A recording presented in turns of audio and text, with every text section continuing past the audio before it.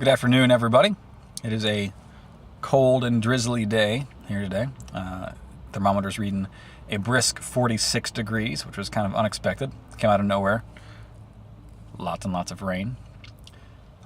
Did get a flu shot today because of this lovely weather. You know, everybody take care of yourselves. Get your flu shots. Don't get sick. Looking ahead towards the Christmas video game release schedule, so far I haven't seen anything that really jumps out as a must-have sort of purchase. Even just looking more distant, the only things I'm really halfway interested in are Street Fighter X Tekken. Again, and that's questionable.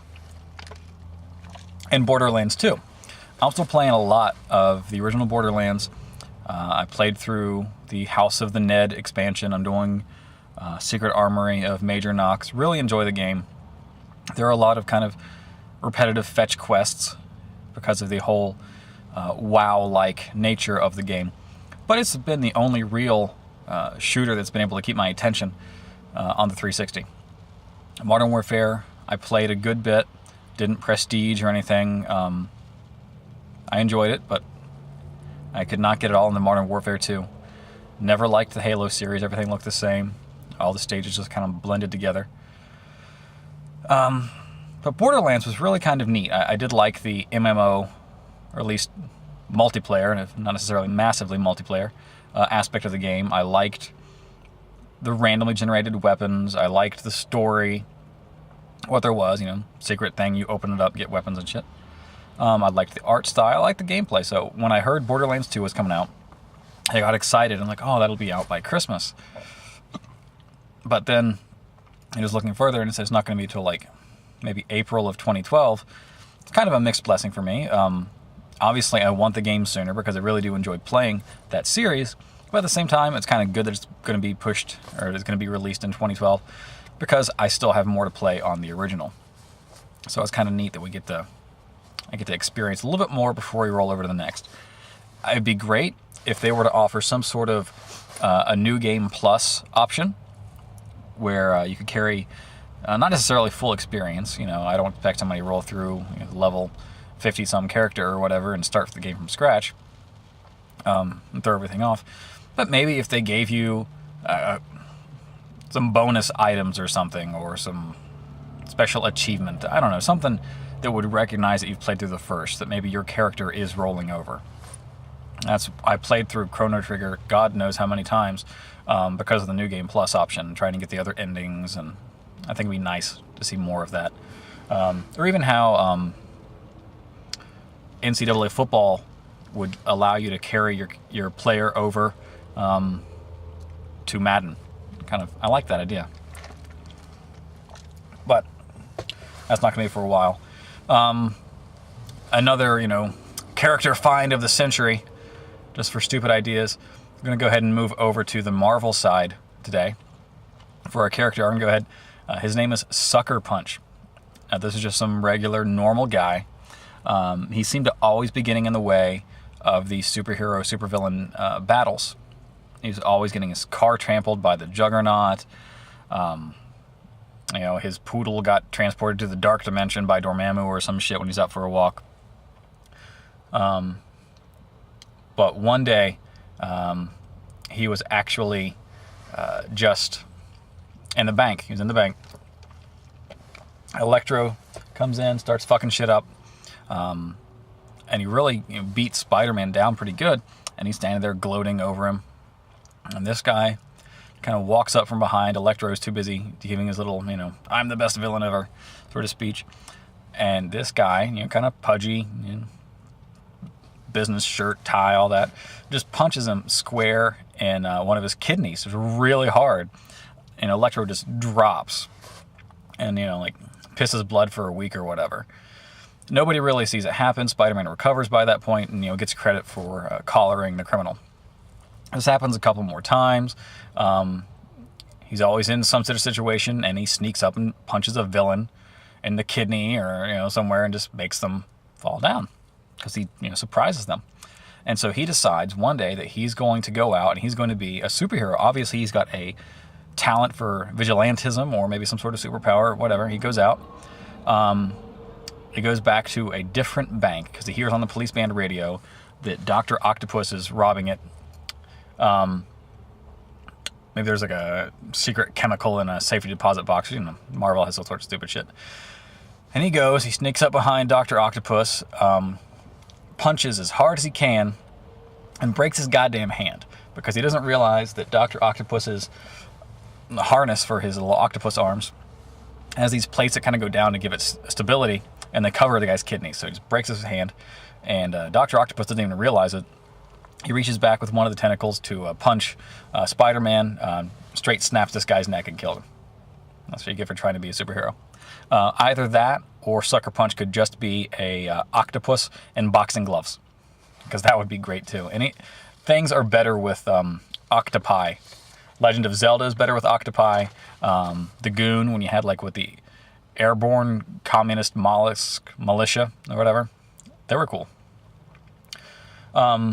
Comics news, I'm still waiting to see how Marvel handles the Disney books. Some of you guys may know I'm a real big fan of the Disney Ducks, Uncle Scrooge, Donald, and all that.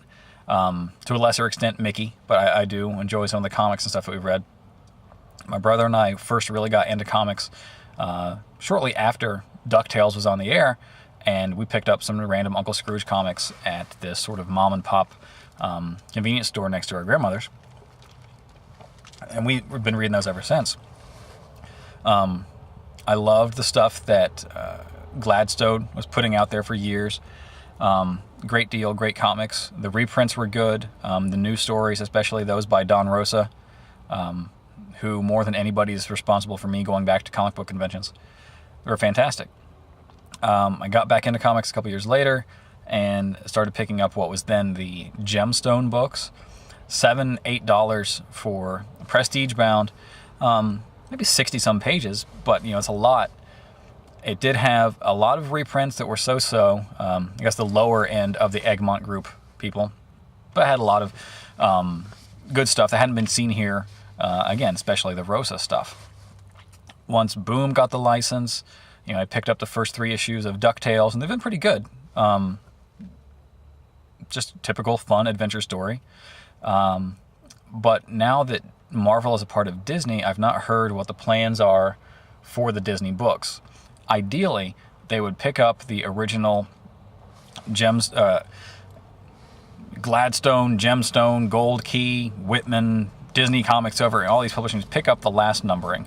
Continue it as if it were just the same series. Go back, get Rosa to do some more original material. I'll stand by the statement that the Life and Times of Uncle Scrooge is one of the best long-form single stories of any character. It's the Disney version of Dark Knight Returns. I mean, it's a fantastic story that defines the character more than perhaps anything else for a generation, if not more. I'd like to see Marvel kind of pick up that heritage and really show it the respect it deserves, as opposed to just kind of shoehorning it in. Though I did love when the announcement was first made, and I know this has been a year and a half, 2 years ago. People were designing their crossovers, and they did MODOK, the Donald Duck MODOK crossover. That image was awesome. Whoever did that, thank you.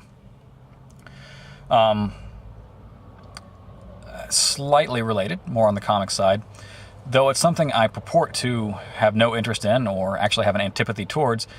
Getting back to the DCnU, I was watching the last episode of Justice League Unlimited with my daughter. She's 2.5, but she recognizes Batman and Superman, Spider-Man, Wonder Woman, a couple others. She wants me to draw pictures of them with bath crayons and stuff in the tub. And so she said she wanted to watch Batman. So we put in Justice League Unlimited.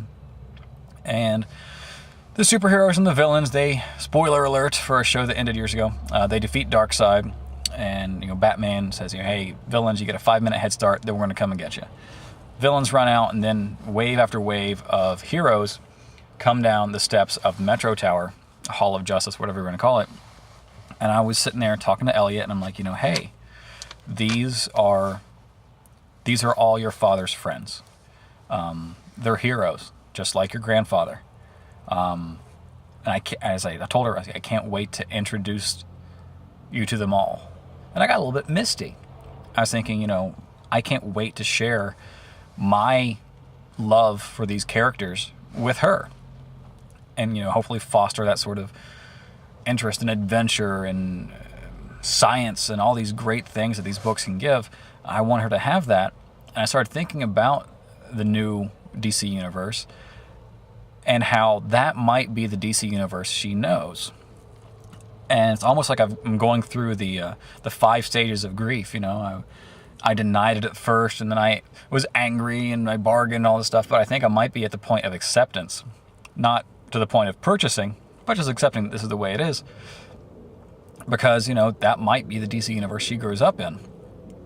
And then I felt even better about the idea because my DC universe,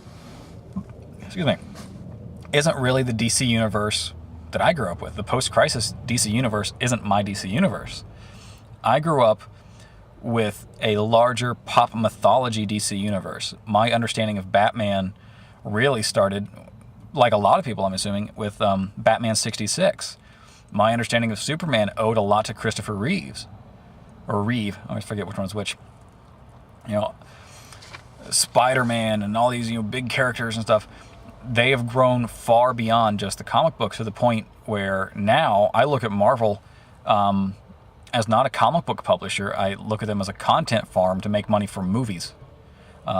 Recently, one of the people, it might have been the Dio at DC, had said the redesign of Harley Quinn and Suicide Squad was to make her more current, but also to make her more in line with the version in the Arkham Asylum game. The comic is copying the design from the game as opposed to the other way around. The universe that these characters exist in is not the comic universe.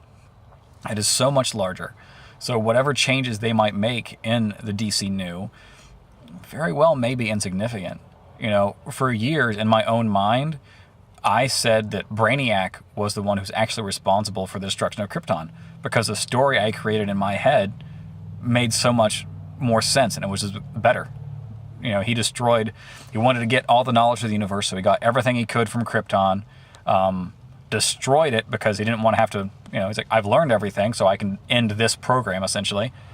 Saved Kandor in case there was something else he could learn, and that was it. And that's, his antipathy towards Superman is like, you are ruining, I thought my program was ended, you're a loose end. I thought it was kind of neat. Utterly wrong, according to the universe, but it was my understanding.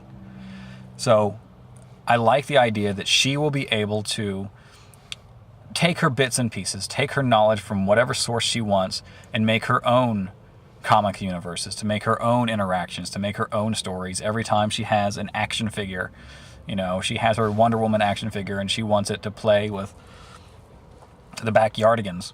It's going to be great. So I'm not as upset with DC for ruining my daughter's DC universe because I think she'll be okay. I think she'll be able to make it on her own. And it was good to see her enthusiastic about, Daddy, watch Batman. That's pretty cool. So if you have any thoughts on Borderlands 2, any games coming out for the holiday season, the Marvel+Disney sort of stuff, how you want to see that handled, or any information that you want to share about how you experience your favorite characters, how you grew up with them in your own way, how you created your own backstories. Anything you want to contribute, it's appreciated. Talk to you guys later. Bye.